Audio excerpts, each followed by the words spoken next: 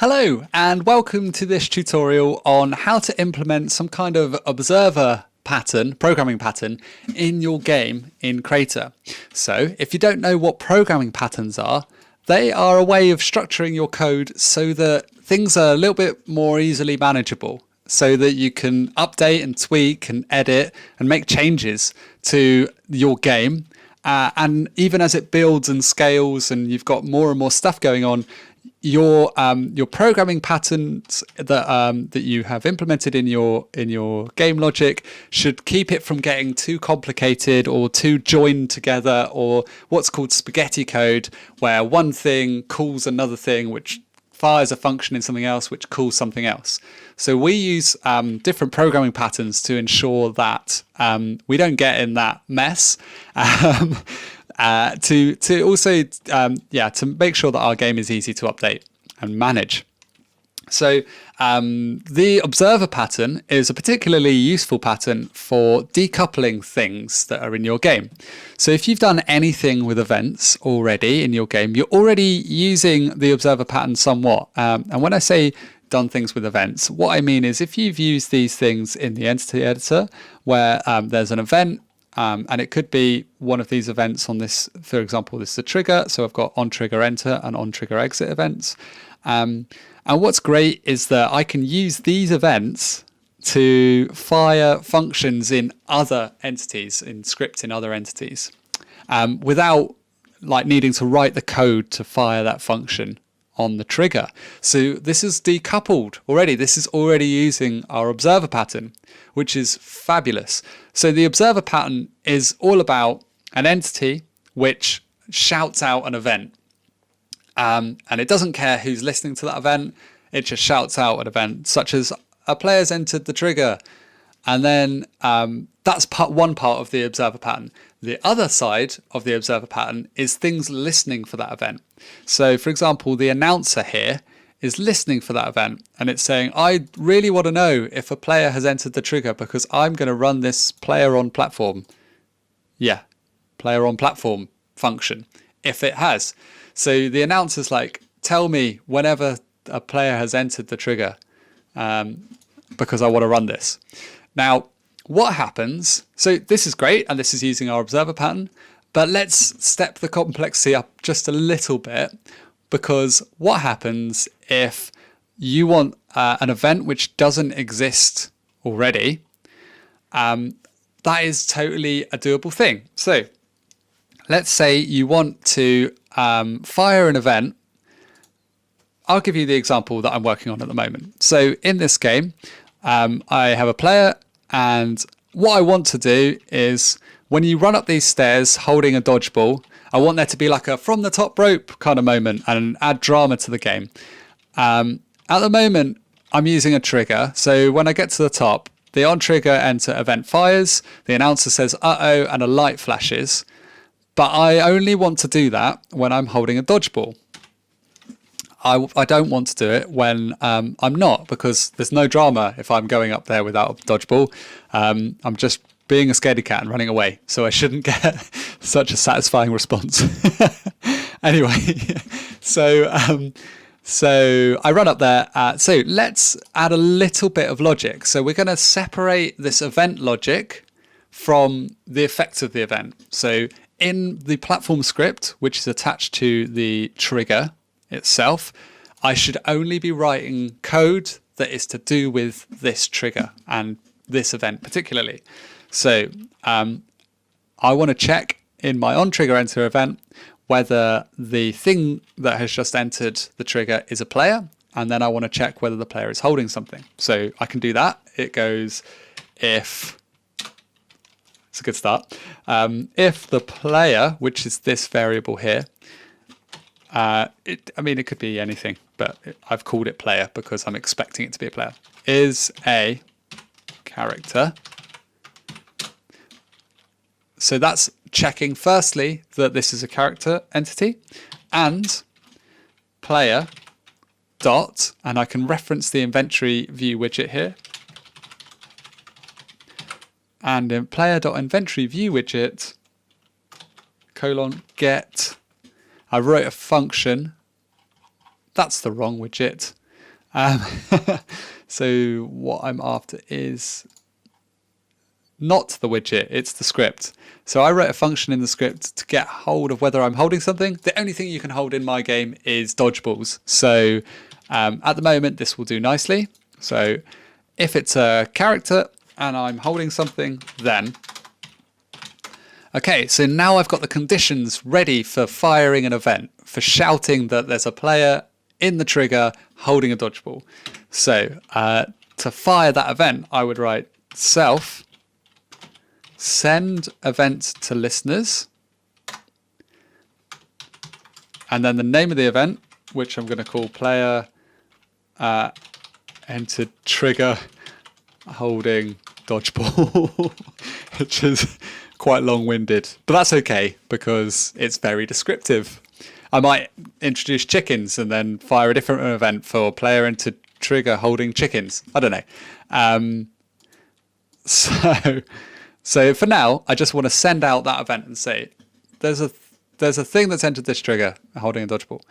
Now to do the other side of the coin. So that's the thing shouting the event, and I want to listen for that event. So I'm going to click on the announcer, which is just a locator with some sounds and some scripts added to it. And I'm going to... That announcer has a reference to the trigger itself, which this script is attached to. So trigger 1 is this trigger. And so rather than... So I've got this announcer and I want to listen for that event there. So the way I do that is I reference the entity that I'm listening to, which is the platform trigger.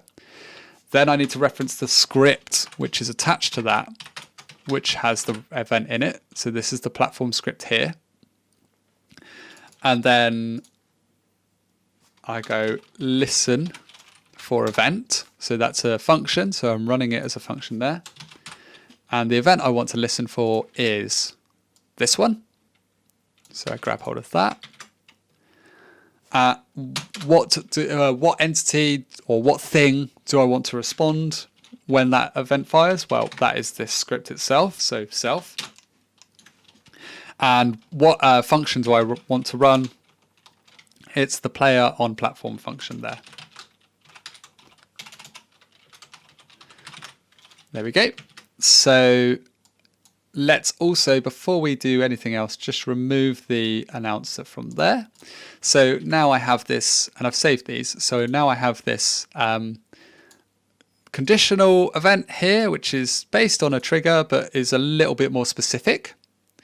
And I'm shouting player enter trigger holding dodgeball. And then the announcer is just listening for player enter trigger holding dodgeball. And when that event occurs, when it's fired from this platform trigger here, then this function here will run and we'll play the sound.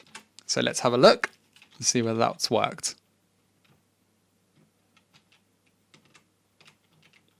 So I didn't hold a dodgeball, so that part is working. Now let's try holding a dodgeball.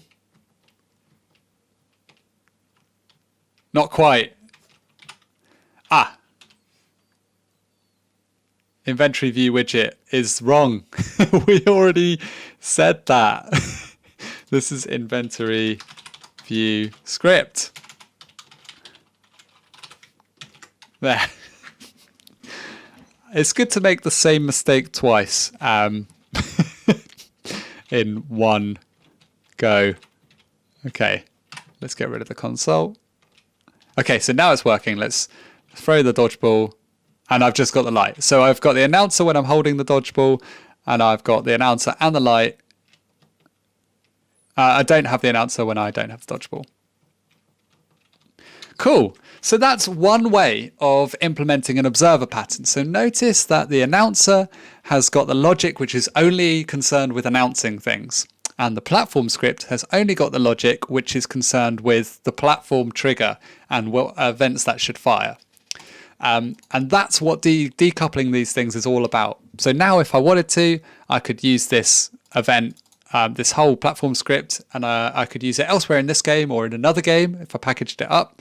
And similarly, I could keep this announcer and I could use it in a different way or reuse this code easily because they're decoupled. And I can make tweaks separately to these. So if I wanted to slightly change the condition for firing that event, then that's easy to do. And I don't need to pick through this announcer as well as doing it in here.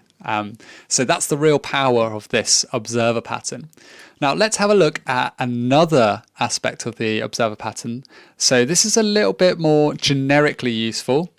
So at the moment, the logic for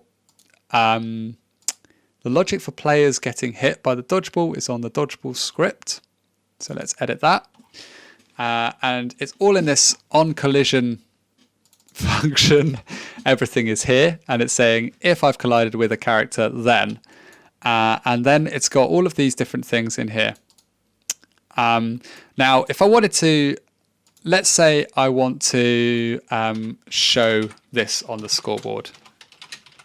Now, a traditional way of doing that would be something like get hold of the scoreboard first. So we might do find the entity using the name. So the scoreboard is, I think it's called something like Disco Scoreboard. Scoreboard widget, that's the thing with the script attached. So we want to find scoreboard widget, and we store that in our scoreboard, and then there is a player died function in there. So let's now call that. Let's first find the script that's attached to it. Disco scoreboard script, and then let's call that function that's in there, player died, and we pass in a team number. For now I'll just use 0. Let's not actually kill us, so that we can see that this works. This is one way of doing it. This is not the desired way. This is not using the observer pattern. So I get hit by the dodgeball, and my guest score goes up, and my home outs. Notice that I've now got one less person in there. My scoreboard might not be the clearest thing. That's okay. So this is a pretty horrible way of doing this, because I mean it's totally legitimate because it works. But right now, if I wanted to tweak this scoreboard, or the scoreboard logic is now in my dodgeball script, which is attached to my dodgeball, and that's something we want to avoid, because what if I want to, I don't know, kill the player but when they step out of bounds or something like that, then I would have to write all of that somewhere else. And then what happens if I rename my scoreboard? And then what happens if I use a different scoreboard script? And all of these what ifs build up, and then eventually you've got things that are so tightly coupled you can't actually do anything about it. So we sort of plan ahead a little bit here, and rather than doing it this way, we can actually use a much simpler approach. In fact, let's just delete that, which is this method here, which is broadcast to scripts. And we're broadcasting an event. So this is then saying to every script in the game, every script attached to any entity in the game, call this function on that script. So if a script has that function, then it will call it. So let's do that. Let's add that function to the Disco Scoreboard script. It was hit player, and it passes in the player that it just hit. Now, that's not necessarily the best way to do that, but the fact that now I'm listening to that event, so this is shouting an event again, but this is shouting it to everyone.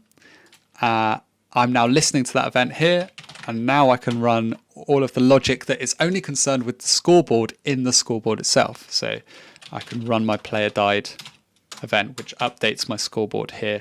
I'll just pass in a 0 again. So now,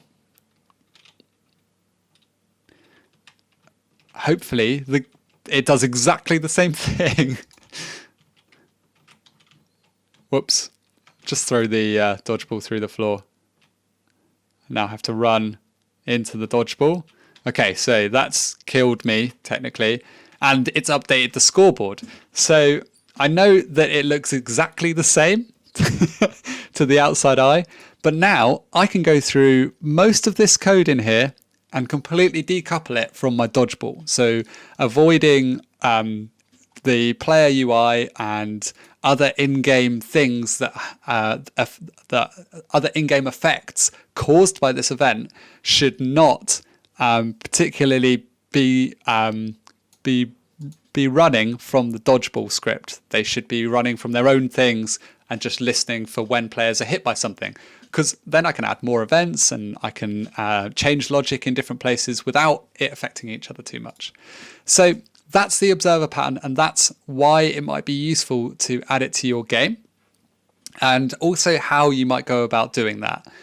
So this is a little bit more of like an intermediate advanced section of programming, but I thought it would be worth us discussing some of these programming paradigms in Crayta, and using some of the, because it's leveraging some already great code base there. So we can really like, we can get some of these programming patterns working, and we can see how they work quite simply using Lua, and see the impact they can have on the tweakability and the maintainability of our games. And we can do all of that, and we can still make games, and we can still have neons everywhere. So hopefully this was a useful and interesting tutorial. Hit me up, let me know what you thought.